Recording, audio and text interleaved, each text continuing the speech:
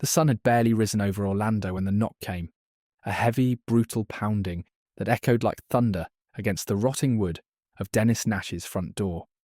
His mother, Lynn, startled by the noise, clutched a mug of coffee, and his young son, Connor, froze with a spoon halfway to his mouth. Dennis rushed to the door, already knowing in his gut what awaited on the other side. It was Rick Carver, impeccably dressed in a grey suit, eyes cold and calculating. Flanked by armed deputies, he represented the cruel face of the housing crisis. Despite Dennis's desperate pleas, explaining that he was a single father, that he was looking for work, that his court appeal was still pending, none of it mattered. Paperwork had been filed. Orders were final. Their home was no longer theirs. The eviction unfolded like a nightmare. Furniture was dragged onto the lawn. Connor's toys scattered in the yard. Lynn wept as Dennis tried to stay strong for his family. The neighbours watched in silence, some out of pity, others out of fear, knowing they might be next. It was not just a house they were losing, it was dignity, safety, history. That night, the three of them crammed into a rundown motel room on the edge of town. The walls smelled of mildew and regret. Dennis sat on the bed, staring into space, consumed by failure. The motel was filled with others like him, people dispossessed by the same invisible system, casualties of a financial war no one had consented to fight.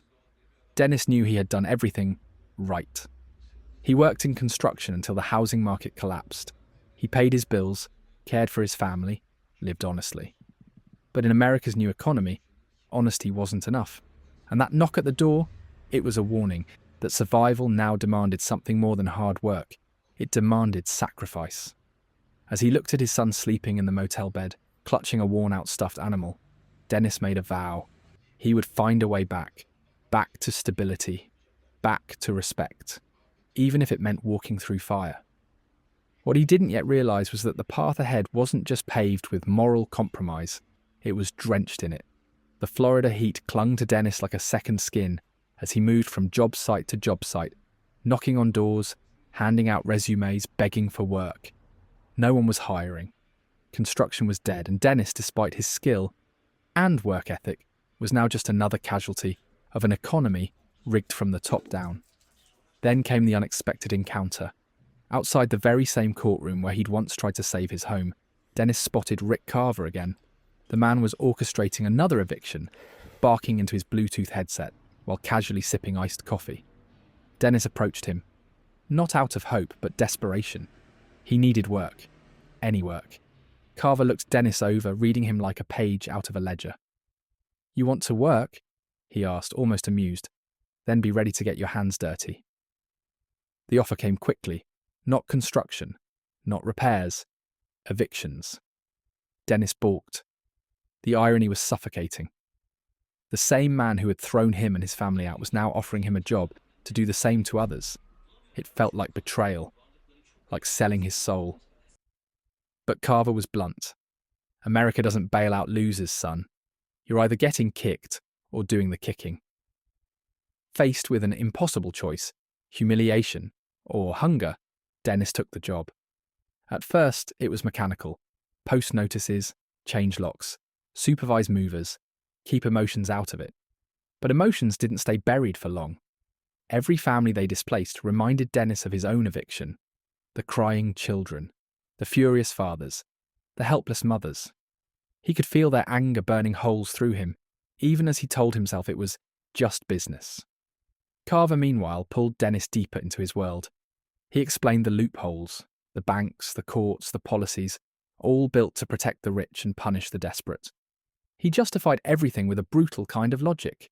If the system was broken, why not profit from it? Carver wasn't a villain in his own story, he was a survivor. And Dennis, much to his own surprise, was good at the job.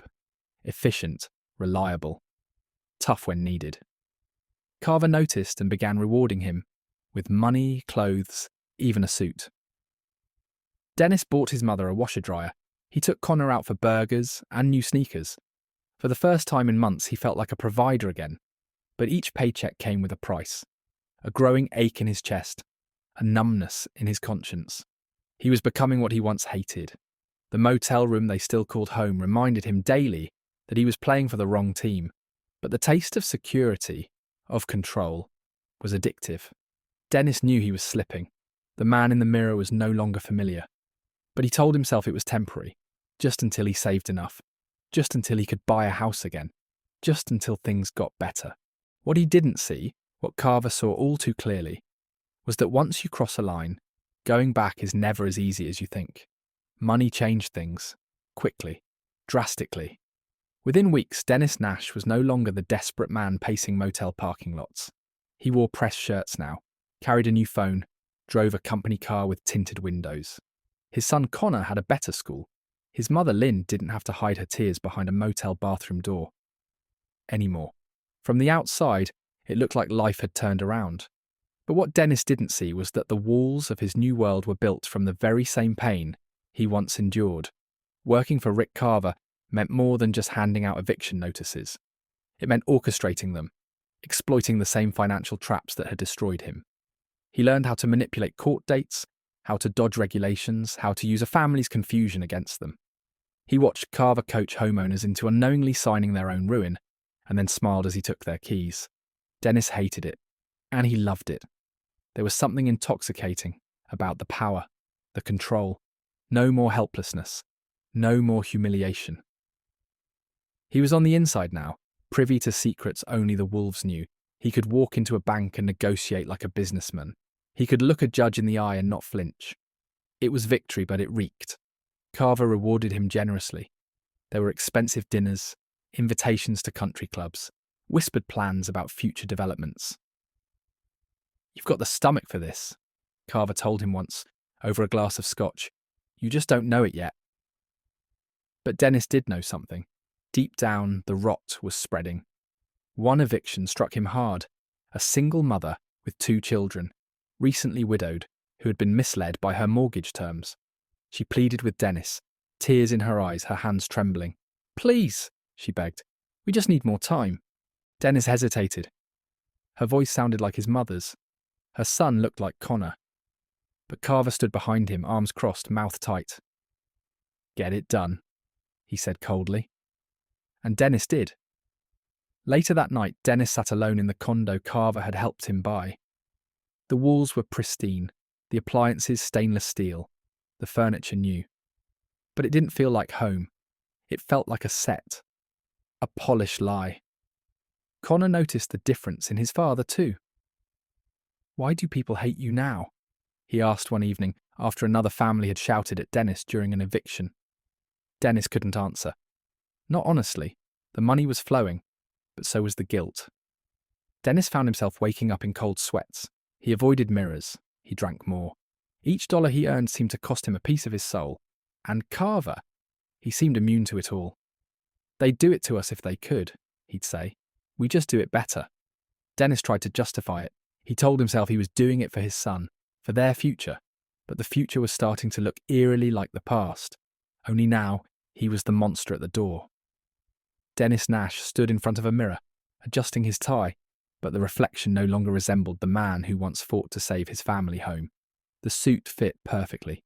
The haircut was sharp.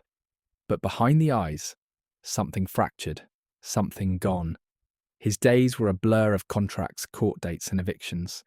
His nights were sleepless, haunted by the looks of betrayal from the people he'd displaced. Faces blurred into one another. Fathers yelling, mothers sobbing, children staring with wide, wordless grief. Dennis tried to numb it with logic. "It's just business," he'd whispered to himself. But the words rang hollow now. Things came to a head when Carver handed him a new file. Dennis flipped it open and froze. It was the Thompsons, a family he knew, a former neighbour. The father, Frank, had once helped Dennis fix his roof. The kids had played with Connor. They were behind on payments, but still fighting to stay. Dennis hesitated. "Not them," he said quietly. "They're good people." Carver didn't blink. "They're behind, they lose the house, that's how the game works." Dennis tried to push back, suggesting they give the family an extension. Carver exploded. "This isn't charity. You want to save everyone. Start a church. This is real estate. You either take, or you're taken from." The words hit Dennis like a slap. For months he had justified his choices by believing he was different from Carver. But now he realised he wasn't. Not anymore. That night, Dennis drove to the Thompsons' house alone. He parked across the street, watching the lights in the windows, the silhouettes moving behind curtains. A dog barked. Laughter floated from inside. The normalcy of it pierced him. It felt like watching his own past, one he could never return to. He walked up to the front door, eviction notice in hand. His fist hovered, ready to knock, but he couldn't. Instead, he backed away, leaving the notice under the mat. It felt cowardly, but kinder than confrontation. Back in the car, he stared at his hands. These were the same hands that had built homes. Now they destroyed them. The breaking point came days later during a violent eviction. The tenant, an older man, had refused to leave. When movers forced the door open, the man collapsed, sobbing and begging. His wife screamed as her belongings were dumped onto the lawn. Neighbours gathered. Someone threw a bottle. Another spit in Dennis's direction. He didn't flinch, but he felt it. The shame. Back at his condo, Dennis found Connor watching the news. One of the evictions had gone viral. Dennis's face was on the screen, labelled The Enforcer. Connor looked at him, eyes full of confusion. "Are we the bad guys now, Dad?" Dennis couldn't answer, because deep down he knew the truth. He had crossed a line that couldn't be uncrossed. The air was thick with Florida heat, as Dennis Nash sat in his car, parked just outside the county courthouse. Sweat beaded on his brow. But it wasn't the weather. It was the weight of a decision that had been building for months. In his lap sat a folder containing documents Rick Carver had asked him to deliver to a judge. On paper, they were legitimate. Another foreclosure. Another piece of land flipped for profit. But Dennis knew the truth. The papers were forged. Carver had doctored signatures, manipulated dates. It was fraud, plain and simple. Dennis stared at the folder like it was radioactive. This time he wasn't just taking a family's home, he was breaking the law. Inside the courthouse, the Thompsons waited. Dennis had finally confessed to them what he'd become. Frank had punched him. His wife had wept. But after the shock, Frank had done something Dennis didn't expect. He forgave him. "You got lost," he said. "But that doesn't mean you can't find your way back." Dennis gripped the steering wheel, hearing Frank's words echo in his mind. For so long, he had told himself that everything he did was for his family. To provide, to protect. But what good was a house if you had to kill your own conscience to afford it? What good was money if your son looked at you like a stranger? He thought about Carver, how easily he moved through the world, untouched by guilt, built from steel. A man who believed the system was rigged and the only smart move was to play dirtier than everyone else. Dennis had admired him once. Now he pitied him. Finally, Dennis stepped out of the car, folder in hand, and walked into the courthouse. He didn't deliver the documents to the judge. Instead, he walked straight to the federal desk and requested to speak with a fraud investigator. The fallout was immediate. Carver was furious, of course. His empire built on deception was suddenly exposed. The man who had once called Dennis his protege now called him a traitor. Lawsuits were filed. Homes were taken off the books. Investigations were launched. And Dennis? He was disbarred from real estate work, blacklisted by every investor in the state. But something strange happened in the aftermath. He slept again. Really slept. No more night sweats. No more guilt. Connor hugged him tighter. Lynn smiled at him with quiet pride. They didn't have a fancy condo or a brand new car anymore, but they had a small apartment, paid on time, and more importantly, they had each other. Dennis went back to working with his hands. Construction. Honest labour. He didn't make six figures, but he felt whole. Human. One afternoon, he passed by a home he'd once tried to repossess. The family still lived there. A child waved at him from the porch. Dennis waved back. For the first time in a long while, he didn't feel like the villain in someone else's story. He felt like himself again.